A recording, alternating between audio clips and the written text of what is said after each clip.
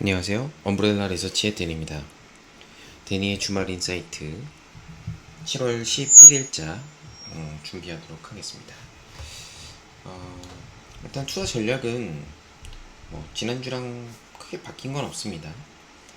경기 둔화가 이제 반영 중이죠, 지금. 그래서 요거에 대해서 부정하는 분은 없을 것 같고요. 이제 수요 감소를 통해서 페드가 실적을 줄이겠다라는 것. 결국 실적 앞에 뭐가 있냐면 수요가 있습니다. 이 수요를 조절해서라도 인플레이션을 잡겠다라고 얘기를 계속 강조를 하고 있기 때문에 뭐 이번 달 FOMC에서 빅스텝이 있을 거다 없을 거다 몇 bp다는 사실은 그렇게 중요한 것 같진 않아요. 어차피 금리 인상을 할 거라고 보고 있습니다. 매크로를 예측하는 거는 어부성설이긴 하지만 그래서 일단은 단기적인 이벤트는 이제 7월 13일이죠. 13일 미국의 이제 CPI 데이터가 나옵니다. 그래서 지난달에 8점 몇 프로 나왔던 걸로 제가 기억하는데 이제 9% 레벨을 올라서느냐 이제 그러면은 이게 현물에 그 유가 오른 거랑 이런 인플레이션이 충격이 크구나라고 시장이 생각할 거예요. 물론 저희가 모르고 있던 부분은 아니기 때문에 요게 바로 이렇게 주가에 아주 부정적이다 이렇게 보기엔 좀 어렵지만 어느 정도 저희가 알고 있는 부분이죠. 그래서 이제 금리 인상은 아마 진행이 될 것 같고 연말까지 3에서 5%까지 올린다고 했으니까 계속 누차 말씀드리지만 한국은 이제 외국인들이 들어오기에 좀 힘든 구조로 지금 계속 가고 있습니다. 환이 약세로 갈 가능성이 높아지면서 미국이 지금 75bp 올라가면 한국은 지금 50bp까지 지금 얘기가 나오고 있거든요. 근데 이거를 과연 할 체력인가라고 봤을 때는 지금 유가에 대한 부담, 원자재 부담, 그다음 수급 불균형, 2분기 실적 우려, 여러 가지가 좀 복합적으로 되어 있는 상황입니다. 그래서 먼 친척 중에 한 분도 오늘 전화 오셔서 지금 주식을 하는 걸 어떻게 생각하냐라고 여쭤보시는데 사실은 그렇게 기대 수익률이 높지는 않은 것 같아요. 예를 들어서 코스피가 올라봤자 2,400 이렇게 눈높이가 하향 조정이 되고 있고 아마 2분기 실적 나오면은 당연히 시장의 EPS는 조정이 될 겁니다. 예, 그리고 3분기도 크게 바뀐 건 없을 것 같거든요. 예, 그러면 이제 수요에 대한 부분을 실적 시즌에는 잘 봐야 된다. 이 수요가 과연 그 유지 가능한 수요인지. 왜냐면 이 항상 저희가 수요를 고정시켜 놓고 수요는 3에서 5%씩 성장한다라고 해놓고서 가정했던 것들이 다 깨질 수 있기 때문에 여기서 지수가 더 많이 빠질 것 같습니다라기보다는 그렇게 주식시장이 재미가 없는 추세가 지속될 가능성이 높다. 단기적으로 반등은 나올 수 있겠죠. 그거야 매매의 영역이기 때문에 전략에서는 각자 알아서 하는 각자 도생이라고 보시면 될 것 같고 아까 말씀드린 이제 원화가 이제 미국의 달러 대비해서 굉장히 절하될 가능성이 높기 때문에 외국인들이 들어오지 않은 상태에서 그냥 저희끼리 집안 싸움을 하는 겁니다. 네, 3천만 개미들과 펀드 매니저들과 이제 이렇게 얘기하면 좀 그렇지만 똑같은 자료 보고 똑같은 텔레그램 보면서 이제 매매의 영역으로 가는 거예요. 그래서 하이닉스가 바닥이 맞네 안 맞네 이거는 그렇게 저는 큰 의미는 없는 걸로 좀 보고 있습니다. 본인이 바닥 같으면 사는 거고 그렇다고 지금 사신 분들이 기대 수익률이 50% 보면서 장투로 먹겠다 이런 마인드로 사는 게 아니거든요. 그 얘기는 결국엔 트레이딩으로 하는 거고 트레이딩은 이제 시장의 분위기랑 뉴스를 봐가면서 각자 알아서 하시면 될 것 같습니다. 그래서 종합적으로 보면은 시장의 변화는 크게 나온 게 없어요. 이제 가격 메리트만 존재하는 거죠. 그러니까 가격만 빠졌다. 과연 이게 선반영이냐? 이거는 각자 또 판단하는 영역에 따라 좀 틀립니다. 그래서 요것만 가지고서 어떻게 보면 어 저희가 무조건 주식을 지금 무조건 싼 시점이니까 사야 된다 이렇게 보기엔 좀 어려운 상황이다. 2, 3주 정도 반등이 나왔고 짧은 반등 먹고 또 현금 쟁여놓고 이런 전략들이 계속 지금 필요하지 않나 생각이 듭니다. 그러다 보니까 펀더멘탈로 해서 이게 이 회사가 좋아져요 계속 가져갑시다라고 얘기를 못하고 있는 그런 상황인 거죠. 그리고 IT 수요 부진은 계속 나오고 있습니다. 대만 쪽에서도 6월 데이터가 나왔는데 어, DDI 저희 그 뭐라고 하죠, 이게 IT 부품 들어가는 거, PIP 램 이런 것들 OLED 소재로 쓰는 건데 전년 대비해서 다 30% 10%씩 감소를 했어요. 그래서 뭐 IT에서 긍정적인 부분은 굳이 막 스토리를 만들자면 중국이 4월 5일 락다운 됐고 요게 이제 여기 관련된 지표들이 6월달 7월달은 이제 튀어 오를 수 있다. 이제 이걸 가지고 이제 해석하기 나름이죠. 뭐 중국이 돌아섰으니까 뭐 IT 수요 반영된 거 아니냐 이런 얘기가 나오면서 IT가 저점 매수가 지금 좀 들어오고 있는 상황입니다. 그래서 뭐 수요로는 반등하기는 어려운 펀더멘탈이라고 계속 봐요. 그러니까 외국인들이 지금 뒤에서 다시 한번 말씀드리겠지만 IT 위주로 또 많이 팔았습니다. 그러니까 반등은 나왔는데 반등은 뭐 선물 순매수나 이런 걸로 지금 금융투자 뭐 프로그램 매매로 왔다 갔다 하는 거고 어, 나머지는 변화가 없어요. 그래서 이런 금융투자 수급이나 이런 것들에 대해서 움직이는 거기 때문에 이제 주가가 빠지면 이제 막 경기 위축이다. 사후에 이제 이렇게 얘기할 수밖에 없고 주가가 오르면 선반영이다. 이렇게 이건 누구나 얘기할 수 있는 부분이거든요. 그래서 그 부분은 스스로 알아서 판단을 좀 하셔야 될 것 같습니다. 다만 미국의 소비 데이터, 내구 소비자 데이터가 나왔는데 자동차 같은 경우도 재고가 쌓이고 있고 판매가 잘 안 되고 있어요. 물론 전기차는 잘 팔리겠죠. 하지만 지금 내구재 수요가 많다라는 거. 그래서 지금 가장 시장에서 보고 있는 거는 최근에 이슈가 많이 된 무증팀 이런 것만 찾는 이유가 있는 거죠. 사람들이 뭔가 펀더멘탈을 기댈 데가 없으니까 테마라도 같이 하자 이런 겁니다. 그 주간으로 봤을 때 신용잔고가 하락하고 수익률이 많이 빠진, 그러니까 신용잔고 때문에 주가가 많이 빠진 애들을 좀 소팅을 해봤는데 사실 그렇게 눈에 띄는 종목들이 없죠. 저희가 투자할 수 있는 종목들이 별로 없어요. 그래서 보면은 S에너지, OCI 정도, 효성 OMB 이런 애들이 좀 있습니다. 네, 이런 애들이 반등이 나올 때 좀 반발 매수가 있지 않을까, 그런 종목들을 이제 순서대로 제가 이제 좀 그나마 이름이라도 들어본 종목들을 여기다 해놨고, 이런 종목들이 오르면은 이제 펀더멘탈보다는 낙폭과대일 것이다. 그래서 마킹을 한번 하시고 지켜봐 주시면 될 것 같습니다. 그래서 요런 애들이 이제 상승 모멘텀이 다 떨어지면 시장은 다시 또 비빌되는 거죠. 2차전지, 그나마 저 가장 긍정적인 거는 2차전지 중국 테슬라 판매 실적이 이제 지난주에 나왔죠.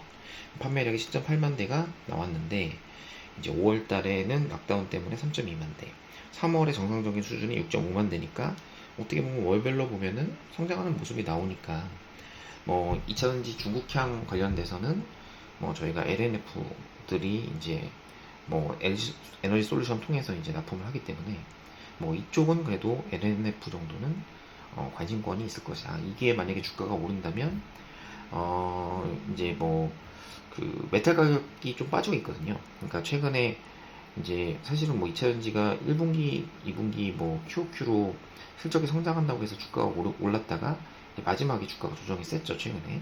그러면서 이제 장이 반등이 나왔는데 일단 코발트 니켈 가격은 운이 좋게도 일단 지난주에 하향 조정됐어요. 그래서 이걸로 아이디어를 또 분명히 만들 수가 있습니다. 그러면 양극재 가격 전가 좀 되니까 좀 언제까지 빠지면 하반기 때 좋아지는 거 아니냐, 또 이런 얘기가 나올 수 있어요. 다만 전기차 뉴스 중에 좀 의미가 있었다고 저는 생각하는 거는 독일이 전기차 브랜드를 견제를 하는 것 같은 느낌이에요. 테슬라도 그렇고 현대차도 그렇고 갑자기 지금 디젤 관련해서 독일 배기가스 검사 불합격됐다고 해서 이거를 가지고 딴지를 걸고 있는데, 결국엔 이런 독일도 지금 보면 전기력 가격이 급등하면서 자국 무역주의로 갈 가능성이 높다. 자국 보호만 하는 거죠. 그러니까 한국 같은 이제 수출 기업들은 외국인 입장에서 보면은 독일과 미국이 내수에서 무조건 수입을 해야 되는 제품 아니면은 경쟁하는 제품이면 이제 관세나 이런 걸로 또 나중에 타격을 입을 수 있지 않을까, 이런 생각들이 나올 수밖에 없습니다. 왜냐하면 힘들 때는 자기 밥그릇을 살 수밖에 없는 거거든요. 예, 그래서 전기차 월별 판매 증가율을 보면 이게 이렇게 줄어드는데도 주가는 견주했죠. 그러다가 이제 갑자기 중국 얘기가 나오고 이러면서 갑자기 원가 막 얘기가 나오면서 빠졌는데, 뭐 이런 부분은 그냥 우려로 빠진 게 아닌가 생각이 들고 있습니다. 그래서 뭐 첨가제하는 뭐 나노진 소재나 LNF 이런 애들이 뭐 계속 대장일 것 같다는 생각이 들고요. 이제 기타 아이디어들을 좀 보면, 이제 손해보험주도 사실은 금융섹터 내에서는 은행이 이제 지난번 말씀드린 이제 NIM이 뭐 오르고 있다고 하는데, 이게 지금 오르는 게 중요한 게 아니고 이제 앞으로 빠질 거죠. 예, 님이 빠질 수밖에 없는 구조. 어, 대출 금리는 낮추고 그다음에 조달 금리는 높여라. 그러니까 은행주가 작살이 났었죠, 지난주에. 근데 이제 보험주나 이런 것들도 좀 고민이 되는 부분이 있어요. 사실 경기가 안 좋아지면 결국엔 어떤 걸 하냐, 보험을 해약을 하려고 합니다. 네, 그러면 경제가 어려워지면 보험이 이제 빠질 수가 있는 거라서, 사실 이런 부분이 이제 돌아가면서 계속 섹터별로 나올 것 같아요. 그래서 뭐 뭐, 예를 들어서 뭐 라면이나 이런 것들이야 뭐 어쩔 수 없이 계속 먹어야 되니까 이제 그렇다 치더라도, 일단 선택 소비재라고 할 수 있는 뭐 보험이나 이런 것들은 줄일 수 있거든요. 마음만 먹으면. 네, 이런 부분은 이제 어느 정도 계속 돌아가면서 영향을 미칠 것이다 라고 생각을 좀 하고 있습니다. 그 다음에 코로나19가 이제 중국만 그런 게 아니고 한국도 이제 재확산이 되면서 코로나 수혜주들이 워낙 빈집이고, 뭐 지금 사실 이거를 사는 사람들이 과연 이게 뭐 6개월 가져가려고 사는 거냐, 그게 아니고 지금 코로나 늘어나니까 뭐 아이디어가 딴 게 딱히 없으니까 주식 이거 움직이지 않을까 해서 이런 거 사는 겁니다. 네. 그래서 뭐 이런 게 지금 좀 주간으로도 많이 올랐어요, 지난주에. 근데 이번 주까지 이어질 수 있을까 좀 지켜보는 게 관전 포인트가 될 것 같고요. 대형주 같은 경우에는 당연히 실적 목표 주가 하향이 많이 나오고 있습니다. 중소형주도 뭐 실적이 나오면은 아마 다 하향될 거예요. 네, 그래서 뭐 2분기 실적을 바닥으로 보느냐 안 보느냐가 지금 중요한 시점이다. 화장품 같은 경우에는 뭐 블로그에서 중국 수출이 부진하고 미국, 일본 수출이 긍정적이다. 뭐 요 얘기를 하고 있고, 뭐 여기 관련된 종목들이 이제 나오고 있고요. 화장품은 저는 잘 모르겠네요. 이제 수출 데이터로만 하기에는. 그리고 뭐 달러 강세가 지금 보면은 6월 말까지 달러 강세가 극심했잖아요. 이렇게 달러가 인덱스가 올랐거든요. 그러면 반대로 미국의 빅테크들은 다 글로벌 기업들이잖아요. 그러면 이 미국을 제외한 다른 나라 국가들의 실적들은 다 달러 베이스로 환산이 되겠죠. 한국도 저희가 달러로 뭐 실적을 발표하지 않지 않습니까? 그러면 달러 대비 약세로 돌아서기 때문에 환율 뭐 환차손 이런 걸 빼고서라도 환산 손익이나 이런 것들이 안 좋아질 수가 있다. 2분기 실적이 과연 좋을까?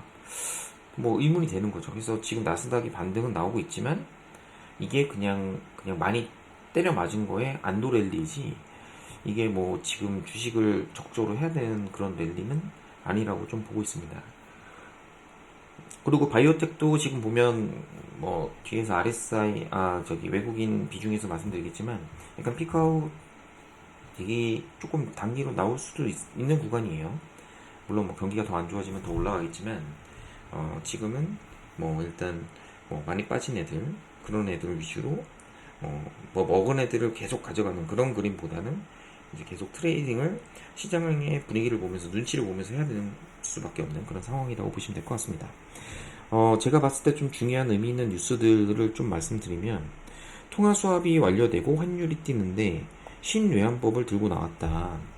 그래서 뭐 외환 보유액이 이제 조금씩 줄어들고 있는데 달러 강세도 계속되고 있고, 그 다음에 외환 비상금은 갈수록 줄어들고 있어서 이제 통화 수합만 체결되면 되는데, 결론은 뭐냐면 미국 페드가 긴축 기조로 강화하겠다고 하니까 통화 수합이 과연 이게 될까? 얘네들이 지금 자기 밥그릇 챙기기도 바쁜데 통화 수합이 과연 실제로 한국을 위해서 이렇게 해줄까? 얘네들이 그럴 여력이 있을까라고 보면 일단 환 관련해서는 상방을 좀 열어놔야 된다라는 말씀을 좀 드릴 수 있고요.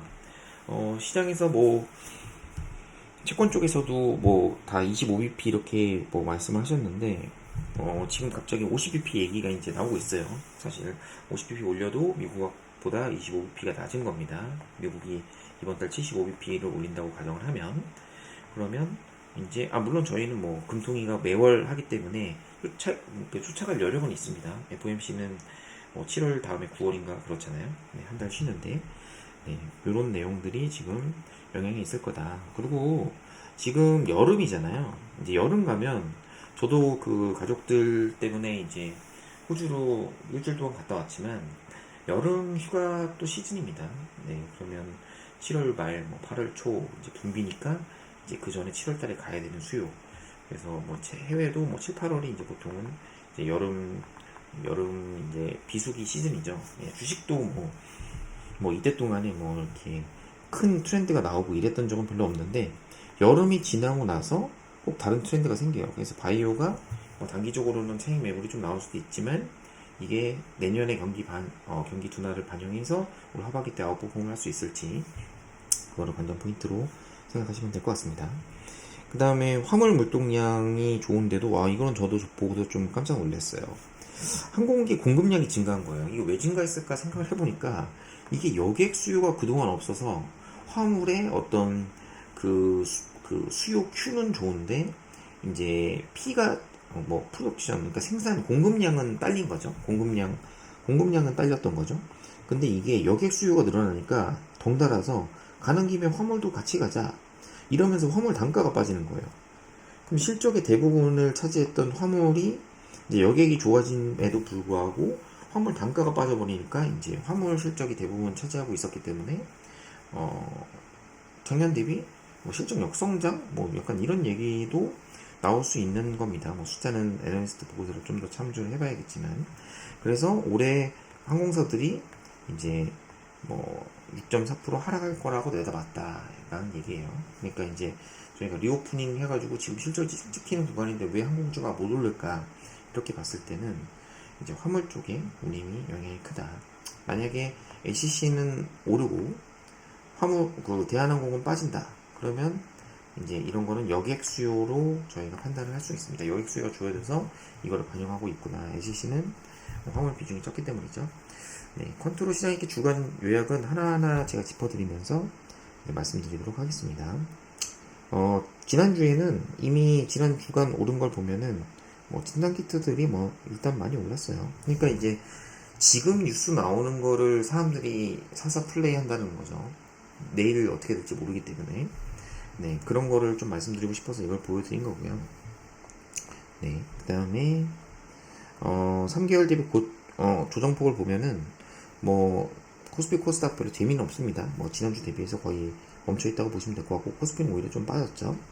그 다음에 그 한국 대비 미국의 성과는 계속 이제 그 3개월 고점으로 비교해 보면은 미국이 회복력이 좋습니다. 이만큼 아웃퍼폼 하고 있죠. 그러니까 이제 한국은 왜 안 오르냐 이런 말씀이 나올 수밖에 없는데 일단 바닥 대비 상승률로 보면은 코스닥이 이제 3개월 저점 대비해서는 이제 36%로 많이 올라오고 회복력이 빠른 상황입니다. 그러니까 코스닥에서 바이오냐, 2차 전지냐, 아니면 IT 반도체 패키지냐, 뭐 요거에 따라서 이제 왔다 갔다 하는 거죠. 예. 요거 세 개 중에 한 곳으로 몰아서 수익을 먹든지 아니면 포트폴리오 배분하면 아마 수익이 안 나겠죠. 뭐는 두 개는 빠지고 하나만 오르면 어쨌든 그런 지금 혼조세가 있다라고 보시면 될 것 같아요. 그래서 미국과 한국이 이제 동조가 거의 됐죠. 예, 그동안 갭이 한국이 아웃퍼폼 하다가 이제 두들겨 맞고 이제 지금은 이제 비슷한 상황. 나스닥의 주가가 이제 좀 중요합니다. 지금부터는. 네, 그 다음에 코스피 코스닥 3개월 신고가 대비해서 이제 뭐 이거 얘기는 제가 했고 이제 연초 대비 수익률 볼까요? 지난주에 이제 코스피 코스닥 거의 최하위권에 머물러 있었는데 필라델피아 앞쪽에 이제 뭐 어느 정도 그래도 연초 대비해서는 조금 순위가 올라온 상황입니다. 러시아가 많이 빠져면서 이제 얘가 이제 다시 나오게 됐고 그다음 3개월 수익률을 보면은 코스피가 나쁘지 않아요. 의외로. 이게 왜 그러냐? 뭐 SK 하이닉스랑 삼성전자가 안 빠져서 그런 거죠. 예, 장은 빠지는데 얘네들은 안 빠졌다. 이제 많이 반영된 거 아니냐 이런 생각 때문에 이제 코스피가 여기 3개월 수익률은 여기 상위권에 있다라고 좀 보여주고 있고 이것도 이제 실적이 안 좋으면 이제 내려오겠죠. 예, 그다음에 3개월 수익률 대만이 또 이렇게 많이 내려왔습니다. 이게 좀 특징적이에요. 이 대만이 많이 내려온 거는 IT 수요 부진 네, 뭐 애플 부진이든 어떤 부진이든 IT 수요 부진이 이제서야 네, 제가 뭐 몇 달째 말씀드렸는데 이제서야 반영되고 있습니다. 그래서 뭐 이게 얼마까지 반영돼야 되는지 모르겠어요. 이게 시작인지 아니면은 뭐 어떤 건지 모르겠는데 주가는 많이 빠졌으니까 아마 좀 감이 좋으신 분들은 아마 그런 걸로 좀 플레이하지 않을까 생각하고 있습니다. 1개월 수익률 보면은 뭐 거의 비슷하죠. 네, 큰 변화는 없어요. 그래서 IT 섹터 수요 분야가 일어나고 있다 라고 말씀드린 거고, 반도체와 바이오의 상대 강도는 그래도 조금 올랐습니다. 보면은 조금 이렇게 하고 있죠. 하이닉스가 하고 이제 바이오가 좀 빠진다는 가정이 나오면 이제 다시 프리미엄이 올라가는 구조니까 장 빠질 때는 오히려 반도체가 먼저 맞췄기 때문에 아웃퍼폼할 가능성도 있다. 뭐 이런 생각이 좀 들고 있고요. 그 다음에 외국인 순매수를 보면은 뭐 진짜 뭐 다이렉트로 뭐 계속 질질질 빠지고 있죠. 네. 큰 뭐 의미가 없습니다. 네. 계속 외국인 순매수 뭐 이렇게 빠지고 있고, 인버스도 뭐 개인이 조금 샀는데 뭐 그래서 이제 지수는 뭐 좀 바닥에 나오지 않을까라는 개인적인 생각이 있고, 그 다음 보면은 외국인들이 일주일 동안 뭘 사고 팔았냐 보면은 대형주를 많이 팔았는데 다 전기전자예요. 5.4조 중에 4조를 전기전자를 팔았습니다. 이제 더 이상 팔 것도 없어 보이네요. 그냥 코스닥 같은 경우도 외국인들이 주간으로 보면은 이제 순매도를 했어요. 네. 그래서 이런 부분이 이제 어떻게 보면은 지금 보면 수급 자체가 다 금융투자에 몰려있다라고 보시면 될 것 같고, 금융투자의 수급과 외국인에 따라서만 출렁출렁 되는 그런 시장이기 때문에 펀더멘탈로 좋은 종목을 가져가야 되는 원칙은 맞지만 수익이 나기는 쉽지 않은 그런 구간이라고 보시면 될 것 같아요. 그 다음에 외국인의 선물을 보면 외국인 선물이 사실 다 끌어올린 거죠. 네, 지금 보면 외국인이 이렇게 샀고, 뭐 레벨은 여전히 코로나 이전까지 내려가 있는 상황이고, 뭐 여기서 이렇게 박스권을 움직인다고 한들 지수가 상방으로 튀기는 좀 힘들다. 그 중에서 저희가 뉴스 나오고 사람들이 바로바로 반응할 종목들만 지금 봐야 된다라는 게 제 생각입니다. 그 다음에 성장주 시크리컬도 이제 뚝배기 맞았죠. 시크리컬이 뚝배기 맞으면서 스프레드는 이제 약간 올라오려고 하고 있어서 납폭과대 성장주를 좀 봐야 되는 거 아니냐라는 아이디어만 나오는 겁니다. 네, 펀더멘탈이 좋아진 건 아니고요. 뭐 IT 플랫폼 기업, 한국 기업들은 뭐 광고나 이런 것도 영향을 많이 받기 때문에 뭐 이런 부분도 이제 투자가 줄어들면서 광고를 줄이겠죠. 경기가 안 좋아지면. 네, 그렇게 보시면 될 것 같고, 그 다음에 삼성전자 누적 순매수가 이제 개인들이 이제 안 사니까 정말 신기하게 삼성전자가 올라갑니다. 네, 그래서 반등이 소폭 나오고 있고, 2분기 실적에 나온 이후에 이제 약간의 매수세가 좀 있었습니다. 원달러 환율을 보면은 납폭과대 얘기를 할 수밖에 없는 차트죠. 이렇게 원달러 환율과 대형주는 많이 이렇게 바뀌었기 때문에 아마 원달러 환율이 안정화되면 뭐 대형주로 좀 들어올 만한데, 아까 말씀드린 큰 틀에서는 원화가 위로 올라갈 가능성이 높다. 네, 이렇게 보면 뭐 다시 내려오는데 이게 추세가 이렇게 되는 게 아니면 다시 이렇게 하다가 또 이렇게 올라가겠죠. 네, 달러화가 유로화가 워낙 절고 있기 때문에 이렇게 되고 있죠. 네, 유럽의 심장인 독일 PMI도 안 좋았고, 네, 전력 비용도 급증하고 있고, 그러면 그 유럽에서 제조업이 제일 좋은 나라가 뭐 독일, 그다음에 프랑스, EU에서는 그런데 이제 과연 이게 어떻게 될까? 각자 도생의 길로 갈까? 뭐 이런 의문점이 있습니다. 풍력, 원자력, 그다음에 그 태양광으로 봤을 때는 일단 태양광만 주간에 올랐어요. 이게 한국보다 한 일주일 정도 시차하고 나서 오르는 것 같아요. 그래서 아까 OCI가 낙폭과대로 나오긴 했었는데 대형주 중에서는 좀 관심 있게 좀 봐야 되는 거 아닌가 싶습니다. 네, 그 다음에 아까 말씀드린 2차전지 코발트 가격이 빠진 거, 최근에 뚝뚝 빠졌죠. 6월달에 빠진 거는 어느 정도 아이디어로 나올 수 있다 라고 해서 2차전지 쪽 관련된 아이디어 정도만 보고 있고, 그 다음에 크립토도 뭐 기술적 반등이 나오고 있는데 뭐 크립토 12% 올랐다고 뭐 이제부터 추세 회복이다 보기에는 어려워 보입니다. 뭐 하루에도 30% 빠질 수 있기 때문에. 네, 그래서 태양광 정도 말씀드리고 있고, 이제 구리나 뭐 이런 산업금속, 철강사 이런 것들이 이제 많이 빠졌다가 이러고 있어요. 네. 그래서 어느 정도 경기 우려는 되는 거 아니냐. 근데 이제 요게 이렇게 더 빠진다고 하면은, 구리 같은 것들이 더 빠진다고 하면은 이제 좀 조심해야죠. 네. 그리고 코스닥 지수 같은 경우는 거의 외국인 누적 순매수가, 외국인이 그냥 갖고 놀고 있죠. 네. 놀고 있는데, 이제 외국인이 이렇게 2,700억을 순매수를 했다가 1,200억 정도 팔았습니다. 여기죠, 여기. 요 부분을 팔았고, 이제 한 1,500억 남았는데, 이제 1,500억 정도 더 팔면, 이제 단타 친 거죠. 네. 그래서 코스닥이 무조건 가야 된다, 이런 것도 또 아닙니다. 굉장히 힘든 시장이라고 보시면 될 것 같고, 일단 제약바이오 비중을 좀 관심있게 보셔야 될 것 같아요. 이제 3주 연속 이렇게 랠리가 나왔는데, 일단 뭐 이렇게 한 번은 접고 가지 않을까라는 생각을 좀 하고 있습니다. 지금 너도 나도 다 바이오 얘기를 갑자기 하기 시작하니까 어느 정도 반영됐다. 그 다음에 헌터 RSI 모델, 그 지수의 등락으로 하는 모델들은 이제 지난주에 다 나왔다. 그러니까 이제 2주 동안, 이렇게 2주 동안 진행된 낙폭과대 시그널이 어느 정도 반영이 됐다. 바닥에서 사신 분들은 괜찮은데, 그게 아니면 쉽진 않다. 코스피 뭐 특별하게 오른 것도 없는데 RSI가 47%까지 올랐네요. 이게 뭐 이렇게 갈 이유가 있나? 라고 생각이 듭니다. 네. 물론 삼성전자 하이닉스 오르면 같이 오를 수 있겠죠. 코스닥도 많이 올라왔어요. 사실 지금부터는 낙폭과대가 아니라 그냥 종목 차트를 보고 많이 빠진 거, 이런 게 낙폭과대가 되는 거지, 뭐 업종 자체가 뭐 낙폭과대로 보기에는 좀 어려울 것 같아요.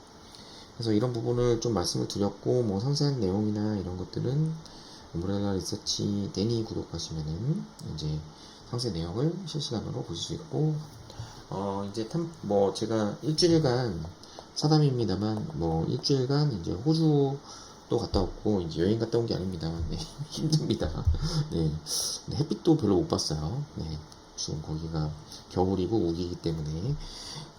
그리고 뭐 그때 몇 번 언급을 드렸던 이제 엄브렐라 이제 본사 사업 프로젝트가 이제 어느 정도 90% 정도, 네, 건물은 이제 거의 한 98% 정도 지금 완성이 됐고, 내부 인테리어 뭐 이런 부분 디테일한 걸 잡을 필요가 있기 때문에 그런 것들이 한 뭐 2에서 5% 정도 남았기 때문에, 아마 이렇게 되면은 아마 제가 제 지인이나 제 고객분들부터 먼저 좀 한번 모시고 프로그램이나 이런 것들을 협업하실 분들이나 이런 분들을 통해서 같이 윈윈할 수 있는 전략으로 하도록 하겠습니다. 뭐 덕분에 전문 투자분들이 선호하시는 플랫폼이다 보니까 1, 2, 3, 4, 5, 6월 동안 장이 힘들었음에도 불구하고 빠지진 않았어요. 그래서 굉장히 다행이라고 생각하고, 뭐 안 빠진 것만 해도 저는 감사하게 생각합니다. 네, 이제 뭐 장이 또 좋아지면, 또 구독자가 늘면 또 열심히 하면 되니까 그때까지 꾸준하게 투자 근육을 키우도록 하겠습니다. 이상 엄브렐라 리서치의 딘이었습니다. 감사합니다.